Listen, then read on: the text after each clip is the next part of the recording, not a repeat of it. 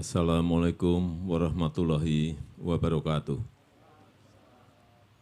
Selamat siang, salam sejahtera bagi kita semua. Shalom, Om Swastiastu, Namo Buddhaya, salam kebajikan. Yang saya hormati para Menteri, Direktur Utama PLN, CEO Kompas, Bapak Lili Utama, Kepala Otorita IKN, Gubernur Kalimantan Timur, Bupati PPU, Bapak Ibu sekalian, para CEO yang hadir pada siang hari ini.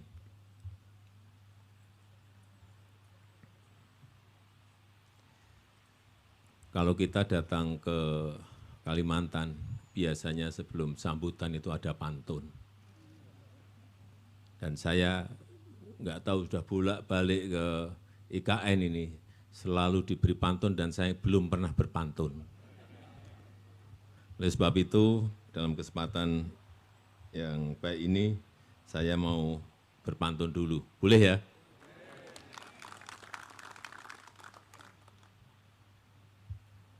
Ikan lohan, ikan gabus. Direndam dulu, baru direbus. Supaya pembangunan maju terus, pinjam dulu 100. Yang saya maksud itu 100 CEO Kompas yang hari ini hadir. Bukan uang, dikit-dikit uang, dikit-dikit duit. Dan memang ya benar juga, duit itu perlu untuk membangun negara ini. Bapak Ibu sekalian yang saya hormati, sudah bolak-balik saya sampaikan, sudah sering kali saya sampaikan bahwa Indonesia ini negara besar. Sering kita lupa negara ini adalah negara besar. Negara yang sangat besar.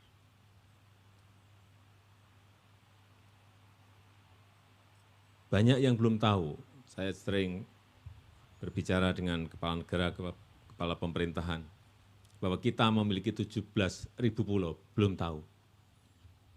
Bahwa penduduk kita ini sudah hampir 280 juta, juga banyak yang belum tahu. Inilah yang sering saya ulang-ulang kalau dalam pertemuan supaya, dan sekarang hampir semuanya tahu bahwa Indonesia memiliki 17.000 pulau, memiliki penduduk nomor 4 terbesar di dunia. Dan sebagai negara besar,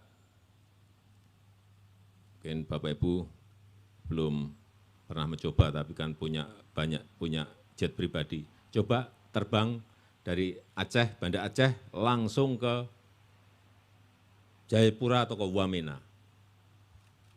Baru tahu berapa luas negara ini. Saya pernah mencoba sekali, 9 jam 15 menit.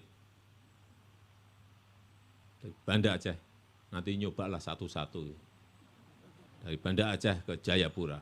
Kan terasa betapa negara ini sangat, kita berkerasa negara ini negara besar. Itu kalau dari London mungkin sampai, kalau ke sini mungkin sampai mana? Istanbul mungkin.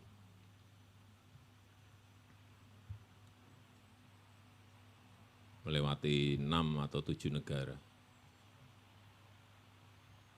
Ya inilah negara kita. Dan kita juga memiliki potensi yang sangat besar. Juga bolak-balik saya sampaikan, potensi mineral melimpah, potensi perikanan melimpah, potensi produk agri melimpah, potensi energi hijau juga melimpah. Kita memiliki sungai saja memiliki 4.400 sungai, yang 128 itu sungai besar. Dan paling besar itu kalau mau energi hijau, Sungai Mambramo, itu punya potensi 23.000 megawatt.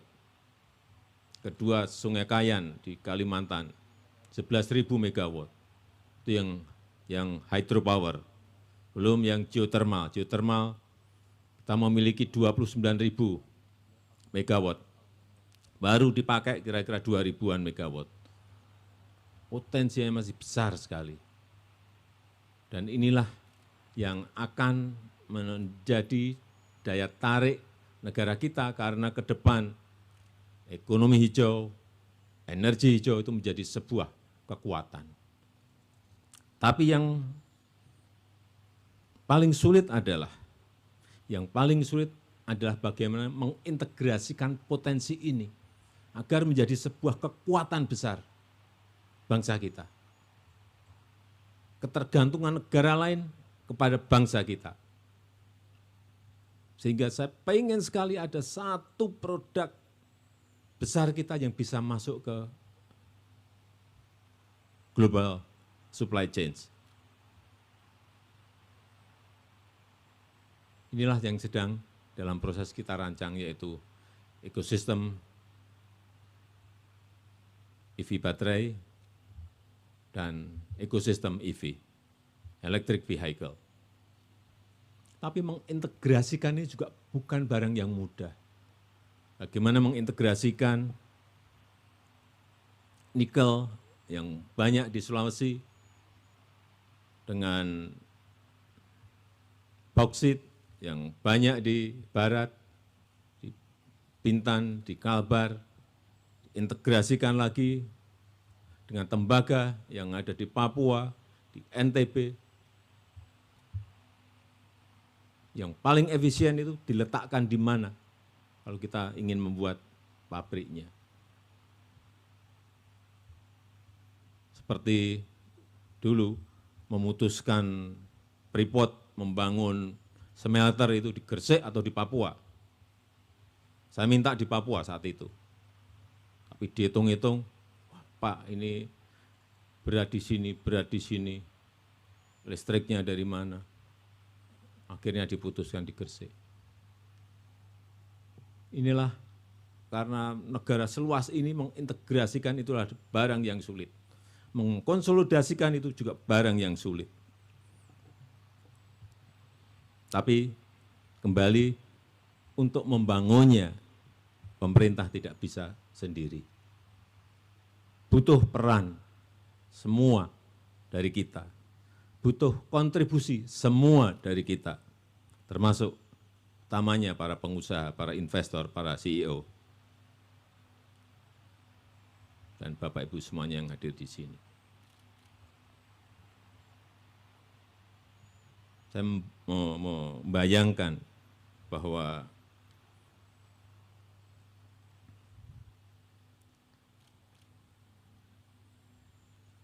kalau kita bisa mengintegrasikan tadi, lompatan itu akan terjadi dari negara yang kategorinya negara berkembang masuk ke negara maju. Dan kesempatan itu juga bolak-balik saya sampaikan. Kesempatan itu ada dalam 3 kepemimpinan nasional ke depan. 3 kali kepemimpinan nasional ke depan. Dan itu juga yang disampaikan, sering disampaikan oleh Bank Dunia, oleh IMF, oleh OECD, oleh McKinsey, saya suruh ngitung lagi oleh Bappenas. Kesempatan itu ada, peluang itu ada, opportunity itu ada. Tapi tantangannya juga tidak gampang, tantangannya juga tidak ringan. Butuh konsistensi, butuh keberlanjutan. Karena dari yang saya pelajari, dari kepemimpinan kita, itu selalu sudah sampai SMP, ganti pemimpin, balik lagi ke TK lagi, balik lagi ke SD lagi. Selalu dimulai, sehingga selalu dimulai dari nol. Kayak kita beli bensin di pompa bensin. Pak, dari nol Pak. Pak, sudah nol Pak. Ya apa kita mau seperti itu terus? Enggak bisa. Kalau sudah SMP mestinya bisa masuk ke SMA, bisa masuk ke S1, S2, S3, S4, S5, S6. Mestinya seperti itu. Konsistensi itu yang sekali lagi dibutuhkan. Saya belajar dari negara-negara Amerika Latin. Tahun 50-an, tahun 60-an, tahun 70-an mereka sudah menjadi negara berkembang. Tapi sampai saat ini, kebanyakan dari mereka juga masih tetap menjadi negara berkembang dan bahkan ada yang jatuh menjadi negara miskin. Tetapi ada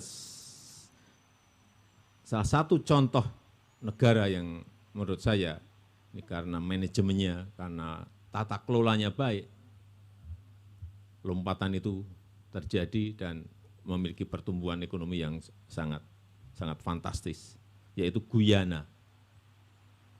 Guyana dulu adalah salah satu negara termiskin di Amerika Selatan.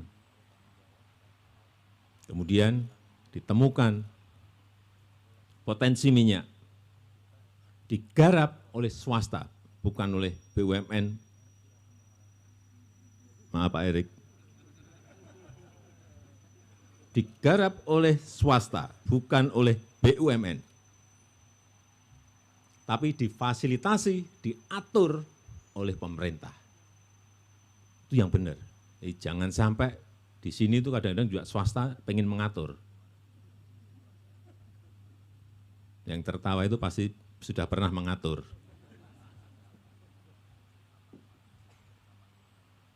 Enggak, yang benar itu silahkan garap swasta, tapi pemerintah memfasilitasi dan mengatur. Dan kini Guyana menjadi negara dengan pertumbuhan ekonomi tercepat. Tahun 2022 pertumbuhan ekonominya sampai mencapai 62%. 62%. Bukan 22, 62% tahun yang lalu. Karena swasta dan pemerintah bergandengan.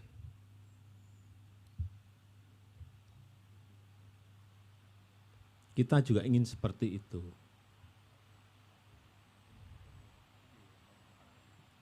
Kembali lagi ke Freeport. Ada swasta, ada BUMN, pemerintah dapat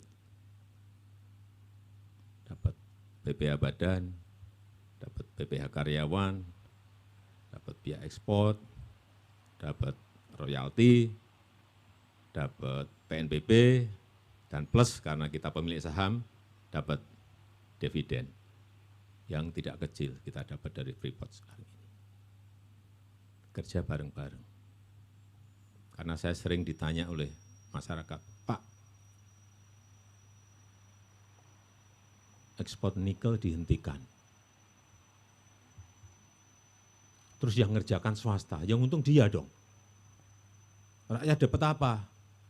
Saya sampaikan, negara ini nggak bisa bekerja kayak swasta. Income, penerimaan negara itu dari pajak, dari biaya ekspor, dari penerimaan negara bukan pajak. Saya sampaikan, negara memang tidak mendapatkan keuntungan dari sana, tetapi negara mendapatkan penerimaan dari PPH, badan PPH, karyawan, dari royalti, dari penerimaan negara bukan pajak, dari dividen, dapat banyak. Nah, dari situlah bisa dipakai oleh APBN untuk apa? Untuk dana desa, untuk bantuan sosial, untuk membangun infrastruktur. Memang harus dijelaskan seperti itu supaya clear. Dipikir kita nggak dapat apa-apa, dapat.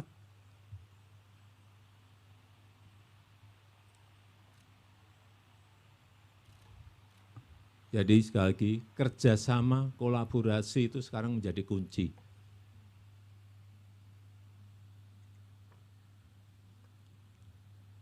Saya beri contoh yang kedua, pembangunan IKN. Ini juga tidak bisa dan tidak mungkin dikerjakan oleh pemerintah sendiri. 33 billion US dollar. Enggak mungkin. Oleh sebab itu, kemarin kita rancang 20% itu dari anggaran APBN, yang 80% itu PPP atau dari private sector. Dan yang senang setelah pemerintah memulai 2 tahun yang lalu, pertengahan tahun ini sudah mulai swasta masuk, swasta masuk, swasta masuk. Letakkan batu pertama, groundbreaking, terus. Dan saat ini memang masih kita rem, yang diprioritaskan adalah dari dalam negeri terlebih dahulu. Meskipun dari luar juga ada nengok beberapa kali, misalnya dari Singapura kemarin 130 investor datang melihat Nusantara. Dan banyak yang berminat, yang sudah letter of interest berapa Pak? Total 320. Banyak, tapi kita berikan terlebih dahulu kepada investor dalam negeri. Nanti kalau enggak, nanti udah suaranya.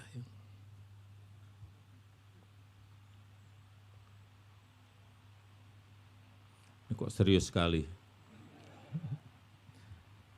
Saya pengen ini aja lah. Ini Bapak Ibu semuanya kan sudah melihat Ibu Kota Negara baru, Nusantara. Saya pengen satu orang komentar dulu. Ibu-ibu coba. Silakan.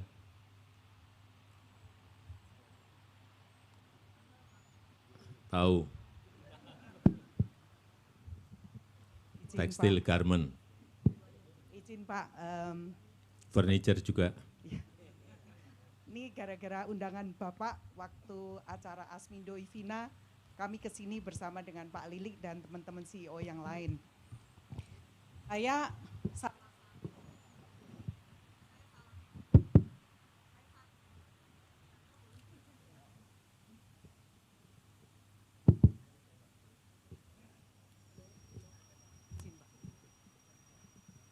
Saya mau ngomong belak-belakan ya Pak, mumpung saya juga satu kota sama Bapak. Saya pertama-tama dengar soal IKN, saya jujur nggak terlalu percaya Pak. Boleh ngomong belak-belakan kan? Silakan. Tapi hari ini di mobil juga tadi dari Balikpapan, saya merasa bangga bahwa ide dari IKN ini dari Wong Solo Pak, dari Bapak. Salah. Ide dan gagasan itu tahun 1957 dari Bung Karno. Dari Pak Karno. Bukan dari saya. Saya mengeksekusi. Ya. Nah biasanya Wong Solo ini kan alon-alon asal kelakon. Tapi Bapak kan langsung proceed, gitu, langsung eksekusi. Sat-sat. Tapi melihat IKN nih Pak, termasuk cita-citanya kita menuju Indonesia Emas 2045. Dan kita praktisi lapangan.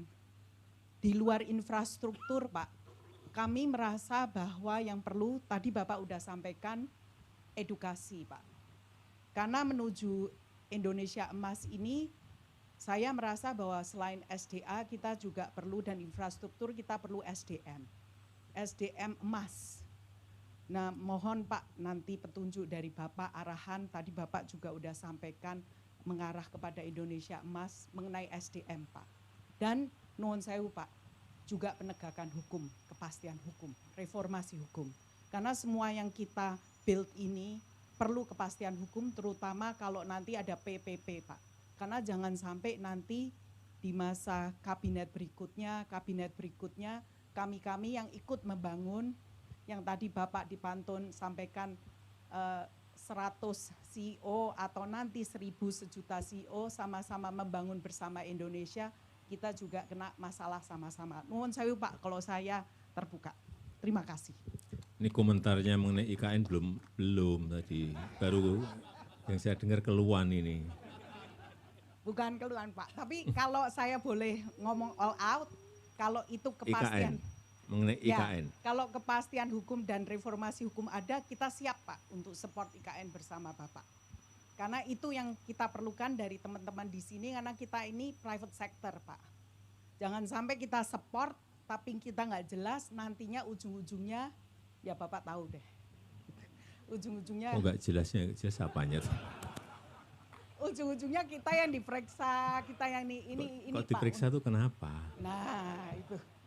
Mau bangun IKN kok diperiksa? Iya, Pak. Ya, itu dari kami. Tadi saya sama teman-teman foto-foto di Istana Negara. Kita ngomong ini untuk anak kita yang bangun, tapi nanti yang menikmati anak dan cucu. Dan izin Pak, memang saya tahu bahwa 2024 Bapak ingin kita upacara di sini. Tapi nuwun sewu Pak, kita siap tapi kita set tapi juga ada alon-alon asal kelakonnya Pak. Mengingat edukasi dan juga penegakan hukum juga sama pentingnya Pak dengan IKN. Terima kasih banyak Pak. Tahun depan itu banyak yang berpikir tahun depan IKN jadi. Siapa yang ngomong? Tahun depan itu kita mau upacara di IKN. Ya. Lapangannya, rumputnya sudah ditanam, pasti rampung. Kalau yang lain-lain, itu bisa sampai 15 tahun. Supaya tahu, supaya enggak terjadi miss. Enggak, 15 tahun, kurang lebih. Tapi mungkin bisa maju kalau swastanya ngebut. Seperti sekarang ini kalau tiap bulan groundbreaking 10, 15, 10, 20, itu baru akan cepat. Jadi saya mengajak Bapak Ibu semuanya, mumpung harga tanahnya masih murah. Karena kalau Bapak Ibu beli sekarang di SCBD itu mungkin harga tanah per meter sudah berapa? 200 juta mungkin. Di Menteng mungkin sudah 100, 150 juta. Di Balikpapan itu pun sudah 10-15 juta. Di sini masih di bawah 1 juta. Tapi mungkin minggu depan sudah naik. Enggak, benar-benar. Bulan depan udah naik. Karena memang harganya bergerak terus. Kalau peminat banyak, masa dijual murah? Ya enggak lah. Otorita pintar.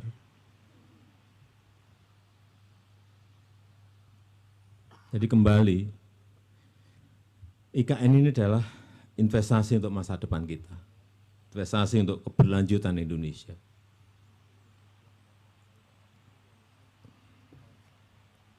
Jadi kalau masih ada khawatir apa gitu loh. Pak nanti enggak dilanjutkan, undang-undangnya sudah ada. Undang-undangnya itu didukung oleh 93% fraksi partai-partai di DPR. Apalagi?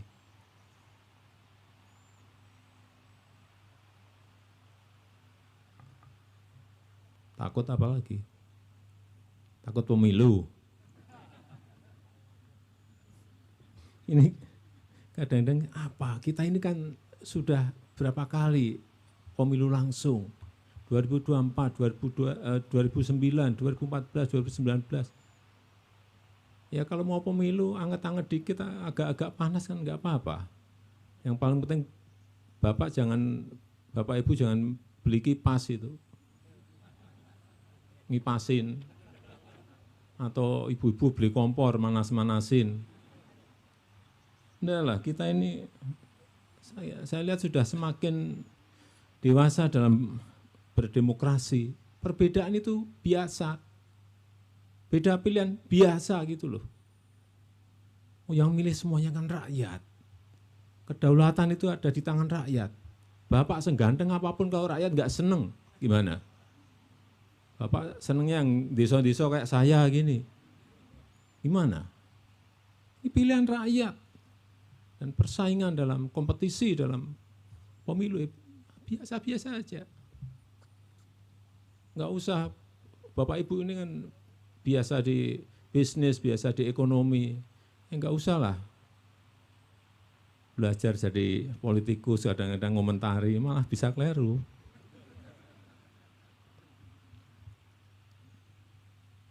Yang paling penting, kita berharap semua setelah bertanding, setelah berkompetisi nanti, kompak lagi, bersatu lagi untuk negara dan bangsa yang kita cintai. kembali ke hilirisasi ya. Kita jangan juga hanya terpaku pada satu. Saya itu biasanya senang kerja fokus. Tapi kalau bisa ngerjakan dua lebih baik. Jangan hanya urusan mineral saja. Karena yang lain kita ini masih banyak. Produk-produk pertanian banyak sekali yang bisa kita kerjakan. Produk-produk kelautan banyak sekali.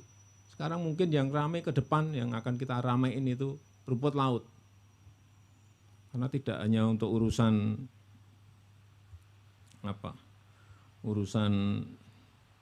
untuk farmasi, untuk kecantikan. Rumput laut sudah bisa dipakai untuk membuat bioetanol. Dan Indonesia ini penghasil rumput laut nomor 2 di dunia dan sangat memungkinkan sekali untuk bisa menjadi terbesar pertama di dunia. Sekarang kita baru capai 10,2 juta ton dan masih diekspor mentahan dan dibuat tepung agar. Kenapa kita tidak larikan ke bioetanol? Dan ini yang saya senang kalau rumput laut dikerjakan, itu yang bisa dapat di atasnya dapat, tengah dapat, rakyat di pesisir dapat semuanya. Sangat menarik saya melihat, dan kita mau membuat contoh satu saja yang benar nanti difotokopi udah ke lokasi-lokasi yang lain. Dan kita harapkan kalau nanti mineral dikerjakan, fokus, hilirisasi, kemudian pertanian juga ada hilirisasi, perkebunan ada hilirisasi, kelautan perikanan ada hilirisasi. Perkiraan kita pendapatan per kapita 10 tahun yang akan datang itu sudah mencapai hampir 10.000, perkiraan 9.600 atau lebih sedikit. Dalam 15 tahun ke depan, mungkin kita sudah mencapai kurang lebih 14.000, 13.600 sampai 14.000. 20 tahun lagi bisa sudah 21.000 ke atas. Tapi sekali lagi tantangannya bukan tantangan yang gampang dengan situasi global yang sekarang ini makin tidak jelas dan makin tidak pasti. Perubahan iklim, menurunkan produksi, kemudian kenaikan suku bunga di Amerika yang menyebabkan capital outflow, perang Ukraina belum selesai, tambah lagi perang di Hamas dan Israel. Saya kira tantangan-tantangan itu yang banyak memang tantangan eksternal yang sulit kita prediksi dan sulit kita hitung. Saya rasa itu yang ingin saya sampaikan dalam kesempatan yang baik ini, dan saya melihat ekonomi hijau ke depan di negara kita akan menjadi sebuah peluang yang sangat besar. Peluang itu kelihatan sekali, tinggal kita mau segera memulai atau tidak, dan itu tergantung Bapak Ibu semuanya. Negaranya sekali lagi mengatur dan memfasilitasi semuanya. Saya rasa itu yang ingin saya sampaikan. Terima kasih. Assalamualaikum warahmatullahi wabarakatuh.